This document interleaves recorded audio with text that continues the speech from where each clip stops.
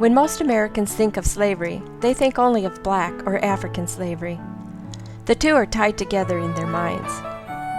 Over 150 years ago, we had a war in this country to end slavery. While it may have ended slavery, unfortunately the war did not end racial prejudice. That is because, though racial prejudice is not unrelated to slavery, it is a different evil. Whether it is due to hatred, ignorance, ambivalence, or fear, it is still far too common in society, even in our churches. There are many misconceptions about non-white ethnic groups. Supposedly, they are less intelligent or less capable than whites. Others believe that black people especially cannot share in the same feelings as whites. These prejudices are erroneous and irrational. Is there anything we can do to help end racial prejudice? In this short video, I hope to demonstrate one way for people to begin to love and embrace others that are different from themselves. We will explore the feelings of 5 people who have experienced racial prejudice. We'll spend just a short time getting to know them and understand what it is like to live in their world where racial prejudice is still too common. Walking and talking with someone is a good way to begin a new relationship, one built on love instead of fear. You will find that people are more alike than different. Leah, I read your paper that you wrote for your theology class on the existence of God, and I was wondering, would you elaborate a little bit on the moral law? Yeah, what we basically did in class is we learned about all the arguments, like the causal argument, the design argument, the mind argument, and the moral law. And the moral law argument is basically knowing right from wrong. And what we need to know is to define it is to know, like, if we're Christians and if we're just atheists, if we have an atheist perspective, how do we get our minds? How do we know right from wrong? No one, like, if you had a baby or something and you asked them and showed them pictures of, like, a devil and, like, I don't know, like a sun or like something like really pretty, they're obviously going to point at the pretty thing because they're going to be scared of the thing. So what it basically means is that we are born with a sinful nature, and we know right from wrong from the start. That's great. Well, let's say you were having lunch with another student and they said, "Oh, I don't believe in all that God stuff." How can you believe in God? How would you react to that? Well, what we learned in Bible class is that you're not supposed to ignore or get offended, because if you do that, that's going to take them away from God and make them walk away from the table and be like, oh, that person's not someone I want to be surrounded by because they're just offending me and they're being rude. But what you truly want to do is engage into the conversation and tell them why you believe in God and what's your beliefs towards that subject.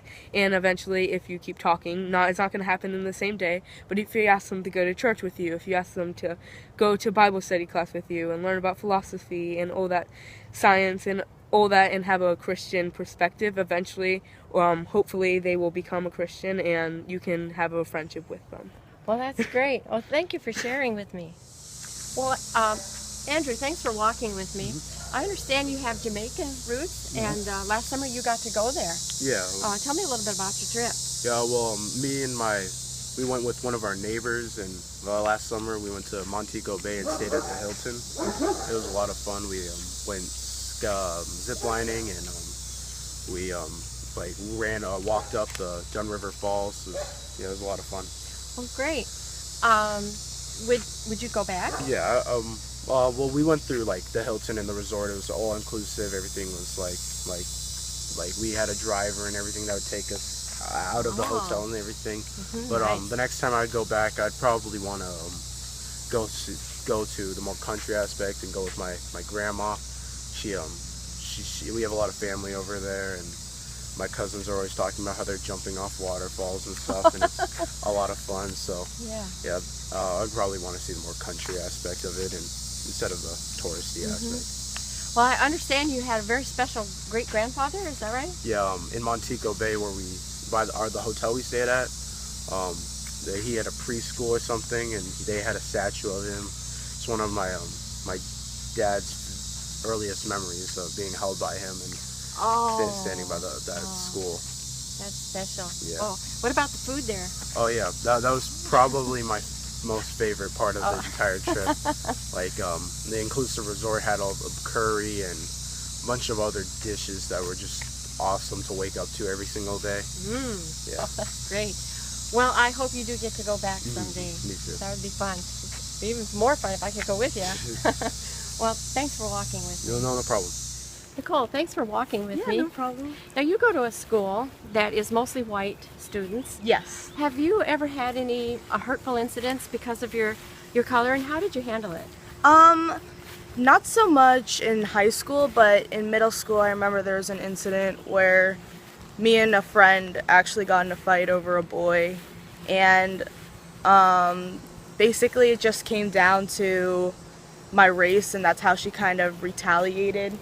And I would say that whole process lasted probably around 2 or 3 weeks of just her and getting a few friends, just a group of people to just poke fun at me just for my race, and that was very hurtful. So. No, weren't the teachers aware of what's going on? What happened there? They were, but they kind of tried to avoid it to see if we could figure it out, but because the process was so long, it actually took one of my friends to tell a teacher that there's something going on and there's some bullying going on in the situation.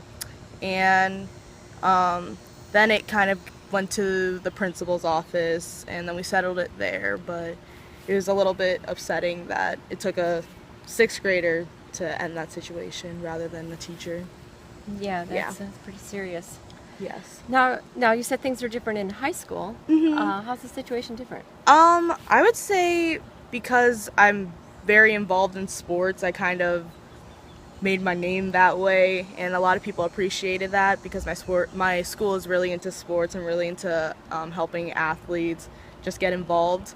So because I kind of established myself and kind of gave myself a name, because I was athletic, I made a lot of friends that way.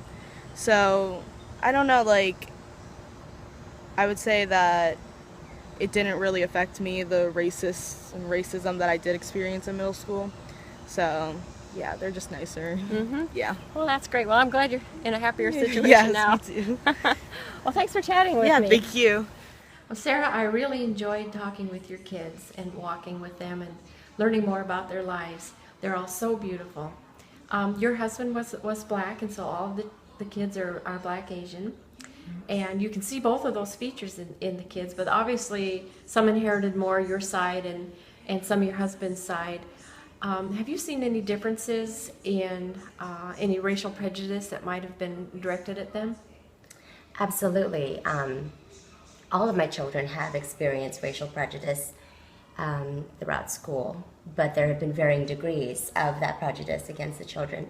And Andrew in particular, even though all my children are half Asian, half black, Andrew, because he has darker skin, has received more racial prejudice against him and has had to deal with more than his sisters, despite the fact that they are the same mix. And I think it's unfortunate that a person is treated so differently based solely on the color of his skin. And that's definitely something as a mother that infuriates me, that my children, despite the fact that they are the same, are treated so differently because of that. Okay. Well, Angie, thank you for coming and taking a walk with me and sharing some things from your life. You and I have had the discussion before about racial prejudice in the United States, and why we still have so much. I know that a lot of prejudice is against mostly specifically black people, especially of the African descent. But prejudice is such an irrational thing. I think some people are really blinded by it, and they express bigotry against anybody with color. Now, you're not African, you're from India. Can you tell me, relate a story where you feel like you've had prejudice expressed against you because of your skin color? Yeah, I feel like I've been fortunate in that I haven't had to worry about that too much, just my personal experience. But one of the few times I was aware or wary of it was when it was right after 9/11, and I went to a Winco and felt like I was getting dirty looks or people looking at me funny. And fortunately, it didn't ever get any worse than that. But that was just one time where I, realized that, there was more potential than I was used to. So. Why do you think people behave that way? Why do you think they, were behaving that way toward you? I think people are looking for any reason to feel superior or better. And sometimes it's fear too, but I think it's easy for people to divide other people based on appearances, because that's the most obvious way to divide. Well, do you have any advice or for folks? What would you like to share with people who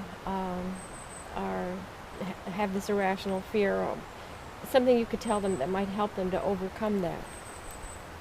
I think people need to get outside their bubbles and their typical experiences and reach out to people that are different.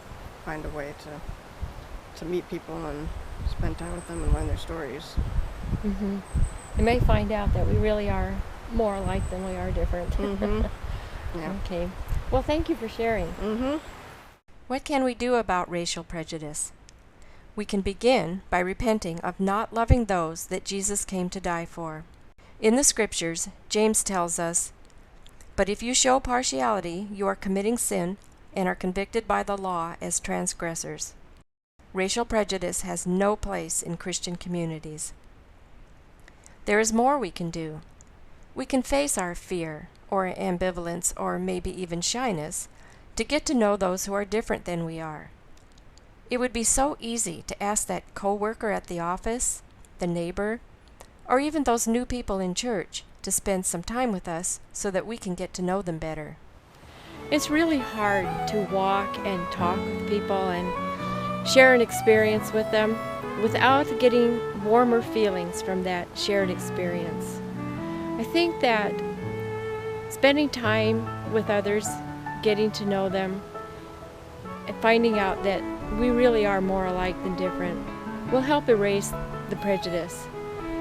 We can replace prejudice with the love for one another that we're called to have in Christ.